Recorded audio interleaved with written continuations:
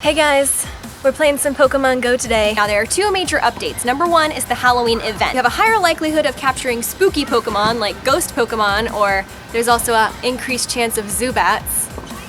Great. The second update is the gym update. Players training at a friendly gym can now bring 6 Pokemon instead of just 1. The second part of the update is that the Pokemon CP will actually be adjusted based on the average level of your Pokemon. We're gonna try it out here. So here you can see each Pokemon that's here, and you can see their CP. You can scroll through them, which I'm not sure if you were able to do before. So now you can pick which Pokemon work best for each type. And it has this CP here in green. You can do it, Golduck. I believe in you.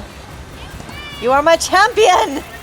Yes, victory. Hello there, friends. Welcome back to Strange Rebel Gaming. I'm Brianna, and today I have a lovely guest with me. Hello, I'm Alyssa from AlyssaBeCrazy, my main channel, and AlyssaBeCrazy on my Twitch, as well as my gaming channel, Game Tavern. She is an amazing gamer, nerdy, pop culture, funny, amazing, lovely woman. Oh, stop. So today, we're going to be talking about Pokemon Go. I have some very strong opinions about it. As do I. I love Pokemon. I'll start by saying that. I love everything about it. Look at this shirt that I'm wearing. Pokemon is childhood! Exactly. The nostalgia is through the roofington. So real. Exactly. So I love Pokemon. I'll start by saying that. And I'll start by saying, well, I won't start because I already started. But I'll continue by saying that I played a lot of Pokemon Go. I'm like level 23. Once you reach level 23, the game is not made for you anymore. That might be why I'm still going, because I'm only a level 20 and I'm still like obsessive compulsively doing that Twitch thing. Twitchy throwing. It's become a fidget that you're like sleeping and you like wake up and you're like, what am I doing? Why am I doing this? Curveball. According to Dan, it's a symphony of phalanges. Ooh, phalange symphony. Fa la la la la la phalanges. I don't know. This is getting weird. All right, so So I'm going to tell you why Pokemon Go is dead! And I'm going to tell you why it's still alive and kicking. But also dead. But still kicking. Yes, so we're here to present to you two contrasting viewpoints. That's why we're here for you today, and I hope you enjoy. Take a second right now to hit the like button, and we'll get on to the debate. The great debate. The Pokemon Go debate. First topic, we're going to talk about how Pokemon Go makes you exercise. I like it. It's fun. Get out of the house. Like, I never leave the house, so it's refreshing. I get to walk around, go for a little walk, or a hike, or drive somewhere and find someplace new. That, to me, is an exciting time. What kind of person enjoys walking? Me! I'm that person! Okay, I have to admit, I enjoyed walking around for the first few weeks. I really did. But here's the thing. It requires so much walking. Collectively, Pokemon Go players have walked 4.6 billion kilometers. Oh my god. That is farther than from the sun to Neptune. That's absurd. Collectively, Pokemon Go players have walked that many kilometers. Now, that's just crazy, okay? And it's not sustainable. That's all I'm trying to say. I really enjoyed getting out. I know, it's still blowing your mind. I know. That many miles collectively. And I'm just saying that it's not reasonable for people to be walking that much. Instead of sitting down and watching, like, Adventure Time, for example, you could go out and spend that time going for a walk, getting some fresh air, getting some exercise, and toning up your calves, because your calves or your are buttocks sad and need toning. If you do My calves are not sad. They could use some toning, though. But I think there's a larger conspiracy theory at stake here. Think about this. Nintendo was playing on the science, well, Nintendo and Niantic, but Nintendo in general has had a pattern of this over time. They are depending on the fact that when you exercise, you get endorphins, you get all these happy hormones flooding through your body, which makes you think you like the game more than you actually do because you're exercising during it, when the fact is, you don't even maybe really like the game, you just like to exercise. Oh, snap. Yeah, think about that. Did I just blow your mind again? Pew, pew, pew, pew. I know. I think it's a conspiracy theory. I think they're playing with the science of endorphins, and I don't trust it. Interesting. I didn't even think about that. Huh. Boom. Still gonna go to Long Beach, still gonna prowl around and discover new places and have fun doing it. Okay. That brings me to my next point. New places? No. Yeah. No. Why the heck not? Here's why. Because Pokemon are only concentrated in places with a lot of Pokestops and a lot of foot traffic. So in order to get a good amount of Pokemon for all the walking that you're doing, a good walk to Pokemon ratio, we'll call it, you have to go to places that have a huge ratio of foot traffic, mostly places that you've already been. So I could spend, multiple days on the Santa Monica Pier catching Pokemon. I could spend even more time at Disneyland, but neither of those are new places to me. You know what's an adventure? Playing video games at home. That's an adventure. That's like a pseudo-adventure. You know how many fantasy realms I've been in? I've been a part of? Those are new places. D&D! Okay, yes, I'm a nerd, but I love myself some good D&D nights, okay? The updates. Yes. There have been a number of updates. I'll give you an update on what the updates have been. Number one, they released an update for the gyms. And this was a huge update because they allowed for you to train at friendly gyms with more than one Pokemon. It used to be, you used to go to a friendly gym, say Team Mystic, woo, the only team there is, and you had to use one Pokemon to fight against however many Pokemon were there, whether it was one, CP 100 Pidgey, or, 8 or 10 Dragonites that are CP over 3,000. How do people even get those? I don't get it. They don't do a lot with their lives. I don't know. So they've updated that so that you can take 6 Pokemon into the gym. Also, a more valuable update, in my opinion, although it sounds less valuable, is that the CP of the Pokemon in the friendly gym get updated based on what your CP Pokemon is. Yeah, that's so important. Exactly. If you're a new player starting out, you can then take your Pokemon to get stronger, and you can train the gym stronger with your level, your CP 100 or 200 Pokemon, which I think is totally valuable and is going to get more new players into the game. However, it's not enough. It's never enough. It's never enough. The gym system is so glitchy. And yeah, the gym system just needs to be reworked completely, wouldn't you say? Yeah. Even okay. a Pokemon Go lover, constant player, says the gym system sucks. It does. And I hate playing the gyms for that reason. And here's what I would like to see. I would play it all the freaking time if it had a gym mechanic like Pokemon Stadium. Mm-hmm. Pokemon Stadium, for those of you who play it, it's an amazing game. If you haven't, you should. You go, you choose your Pokemon, you choose what moves you want, so you can strategize according to how you think the other will play. But there's almost no strategy involved because when you're fighting against a gym Pokemon, all you do is tap. That's it, and swipe to dodge. It is so boring. There's no strategy involved. Seriously. You're just killing your fingers. If you take away the novelty of the AR, the augmented reality, and you just play a ton of hours of this game, you will realize how simple and boring it truly is. To take something as complicated and as well-loved and nostalgia-ridden as Pokemon and debase it into a stupid mobile game worse than Candy Crush? Candy Crush requires more thought than fighting Pokemon. What? I have nothing to fight that with. It's true. Oh It's my God. true.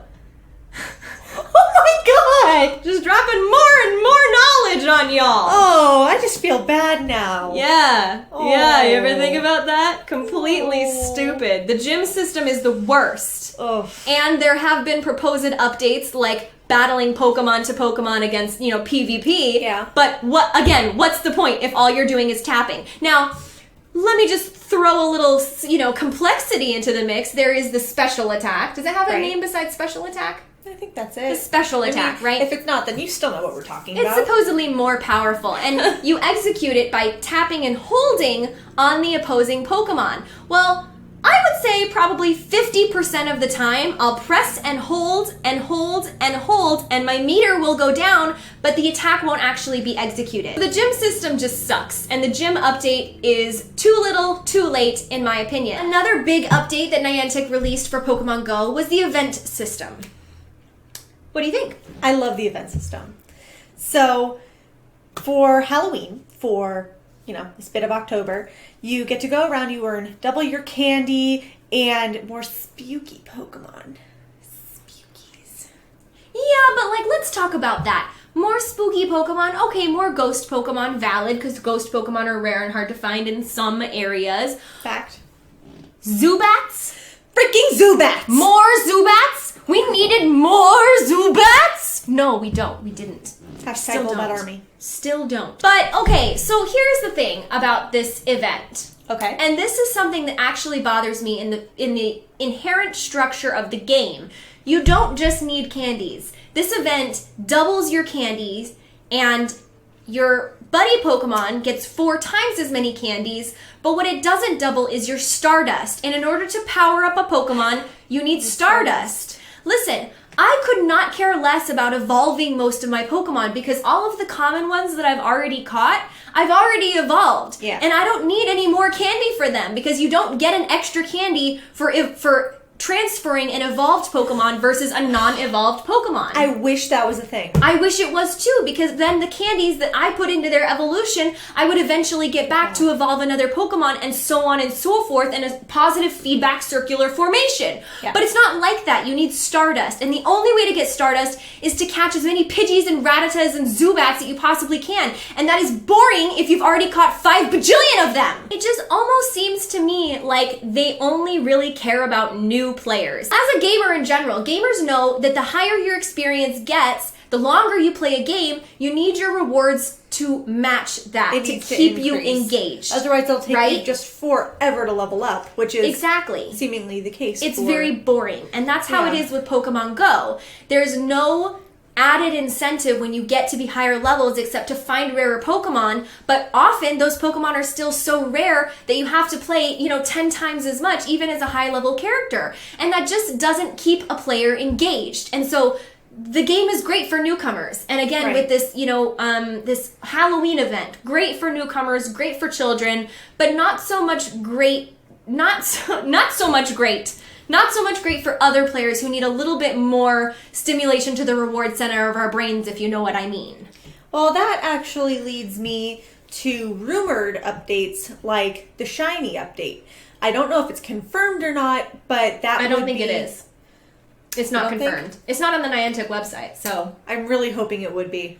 I mean, it seems like it would be an easy update to do, but updating their tracking system would be an easy update to do, which they haven't done yet. Right. And they've been talking about redoing that over and over and over for many months now. Once again, to no avail. One of the only reasons I played is if I knew that my hard work and my walking, all that time that I put in, would eventually pay off. If I saw a Dragonite on the tracker, 3 miles away, hell yeah, I'd walk 3 miles, and I'd know I'd get the benefit from it, right? But to just walk around aimlessly without any sort of knowing where you're headed, I know that's the point. You get lost. But it just doesn't, it's not enough to keep players engaged. I actually liked the original tracking system. Yeah, with the three little footprints. Yeah, if it had just worked in real time. But again, that comes back to the pedometer. Another non-working part of Pokemon Go. You go ahead and tell me all the rumored updates, and I'll tell you if I give a crap. If those rumored updates would potentially bring me back to Pokemon Go. The one that I'm most excited for, I hope this is true, is the Shiny system. It's rumored that there will be a Shiny update when... For those of you that don't know. Yes, Shiny is basically a Pokemon, but in a different color. So everyone knows Red Gyarados is a Shiny. Apparently, from what I've read, the Shiny update would be every 8,000-ish or so Pokemon would be a Shiny. 8,000?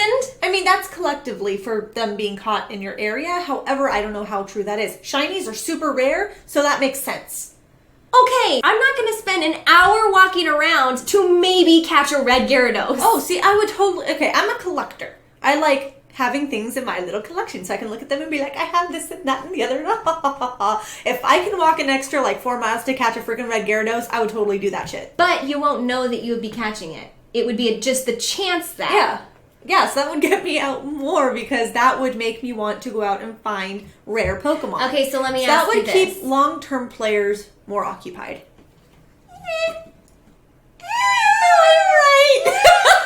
Okay, so let me ask you this, though. There's also rumors that they're going to be introducing Pokemon from other generations. Right. Which would you rather have first? The Shinies first. Huh. It would be more beneficial to long-term players like people like me who have literally been playing Pokemon their whole lives to have a shiny update. I think you're right. Because honestly, part of the appeal of Pokemon Go is being able to catch my favorite Pokemon, like Squirtle or like Pikachu. Like whenever, you know, screw Pidgeys and Rattatas, but like when a Pikachu pops up on your screen, that's very exciting. You're like, Pikachu, you're mine! See, we did the same thing because everyone does the same thing. Everyone wants Pikachu! When they get Pikachu, right? It's very exciting. For me to see the Donald Trump Pokemon or any of the latest Pokemon editions, I would not care. I would not walk 3 kilometers just to catch a Pokemon I've never seen before because it doesn't hold the nostalgia factor. Well, and not only that, but like you don't know what's rare or what's not. So you can sit there and be like, oh yeah, it's this! But it could be like the Rattata version of that generation.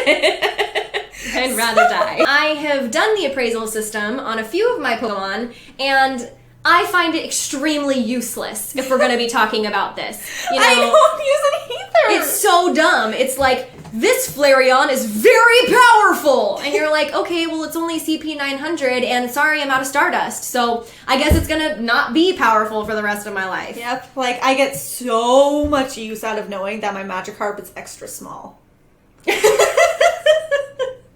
You're like, screw this one, bye. Okay, that brings me to a very important point when we are talking about transferring Pokemon. Here's the update I need to see before I even consider picking up Pokemon Go again. And this is personal. I will not transfer individually a single nother Pidgey. Why? If I have walked around Disneyland all day and caught 600 Pidgeys, I better be able to transfer 599 of them at once. That's what I require. I require a mass transferring system. A very simple check mark transfer all. Yes. It would be that simple. Yes. Seriously, so much time saved. And that, you know, I think the reason that they don't have that, here's another conspiracy theory for you, is because they need something for players to be able to do when they're not walking around, which right now, there's almost nothing. But when I've played Pokemon Go all day, I come home, I sit down, and I actually sit there and transfer Pokemon. I do too. And I think they're trying to get you to play the game when you're not walking around, but I think that is a complete waste of time, and I won't do it anymore. But you need to be able to leave room for other Pokemon. Exactly. Which is such BS. I agree. I completely agree. And that would be such a simple update. I'm insulted that they haven't done it already. Well, you know why? Because you need to purchase the extra room in your backpack with real money. Exactly. I don't like feeling like Niantic or Nintendo or whomever is trying to get all my cash. Yeah. I am a gamer through and through, and I will buy every console, I'll buy expensive gaming equipment, I will buy every game that I love, and I'll spend mountains of money on it. But when I feel like it's being manipulated out of me, that bothers me. Don't insult my intelligence. Why don't you create a good game, and then I will pay for it? But instead, they feel like tricking you with microtransactions, and I'm just not interested. Yeah, exactly. Pay to win is never a good way to go. It's insulting, honestly. Yeah. And I know a lot of people think that that's an okay way to do things, and I respectfully disagree. Yeah. I really do. So since we're talking about potential updates, maybe we should talk about trading and battling, which has been promised to us since day one from Niantic itself. Yeah. And by promised, I mean they said, we're considering it, but nothing so far, which... Those have been pretty much our demands from day one. We need to be able to trade Pokemon because, first of all, there's only some Pokemon you can get if you live in some regions of the world. And also, I want to trade with my friends. I want to be like, give me your Gyarados because I don't want to catch 450 Magikarp. Okay, here's my thing. Battling, absolutely. It would be so much fun to battle your friends for, like, rewards like Stardust and, you know, this, that, the other. AKA tapping on your friend's Pokemon. Battling. But... when it comes to trading, I think, in theory, it sounds like a good idea. Because it's like trading cards, you know? Yeah. However, that, for me, kind of takes the fun out of it. Because you want to go, like, if, you know, you see something that you haven't caught and it pops up on your screen, you're like, oh my god, there's that! You know, and catch it. And then you're like all fulfilled because you caught this new Pokemon. Okay, but trading makes it too easy. And especially, like... the ones in different continents, for example, Tauros and Mr. Mime, then they don't become as special because you can just, you know, and 2 clicks and have it. Yeah, that's right. But Well, what am I supposed to do? I'm supposed to get on a plane, go to Australia to catch a Farfetch'd? yes, Not gonna happen. that's Asia. Sorry, my bad. Asia. Not gonna happen. I mean, that's perfect. I love to travel, but I will not travel for Pokemon Go. I know there are some weirdos in the world that will do it and have done it already. I'm not one of them. I don't have money like that. I don't either, but at the same time, like, that would make it so much more special. Like, I know because I'm gonna be playing this game freaking forever because I really like it, but when you go to a different continent, and even if you don't go there planning to catch Pokemon, but you're there, you're like, oh my god, there's that, I forgot about it, because years later, when you catch it, finally, and then you have it, and you go back home, you're like, I have this thing that no one else has! Screw you all! What happens if I'm traveling to Asia or Australia or Africa or Antarctica and I don't catch that region-specific Pokemon? Then I have to go home after spending all that money and I still don't have the Pokemon I was promised. Why would you ever come home without it? Because is my question. People got responsibilities. That's what I'm saying. A good game allows people to play even if they have responsibilities. It's an escape from their responsibility. This game feels like a chore. But to be fair, it's a free game. It is. It's a free game, so I get it. I was provided with endless hours of entertainment for essentially for free. I didn't have to pay those $20 that I spent on Lucky Eggs, which to this day, I still haven't used them all because I haven't been in an area that's been worth it for me to pop a Lucky Egg.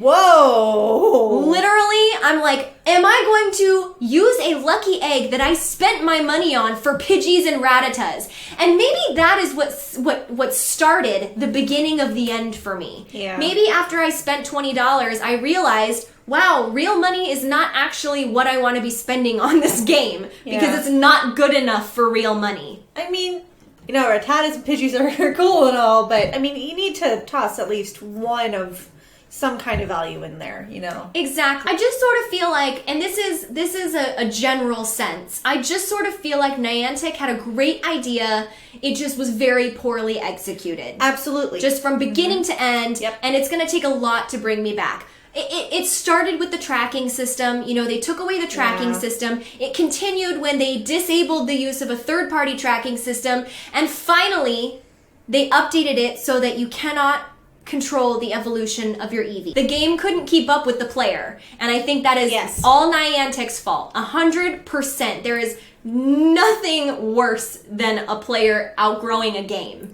Especially after such a short time. And here's the other thing, too, is that they hear the players. They know what we want. And they're letting the app die just because they can't keep up with it. Poor management. Yeah, extremely. So it's very, very much a management problem, and the app is suffering because of it. Yep, totally agree. So there you have it, folks. A comprehensive breakdown of why Pokemon Go is dead. But it's not. But so dead. But it's not. And I've already buried it. I'm taking the shovel and slowly shoveling out the dirt.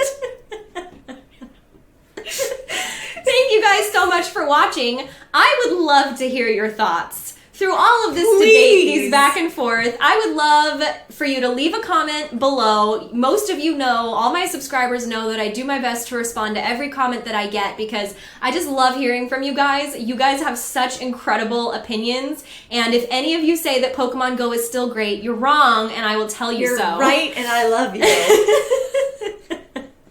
I'm kidding, of course, but do leave your comments below. Don't forget to hit the like button if you enjoyed it. Share it with all your friends so they can enjoy it too. Don't forget to subscribe to Strange Rebel Gaming so you don't miss the next episode. And also, don't forget to show our lovely guests some love. Hello, yes, and guess what? Goodbye. We're saying goodbye. Well, no, I was going to tell them what we're doing now. I'm about to feed her a habanero pepper on my channel.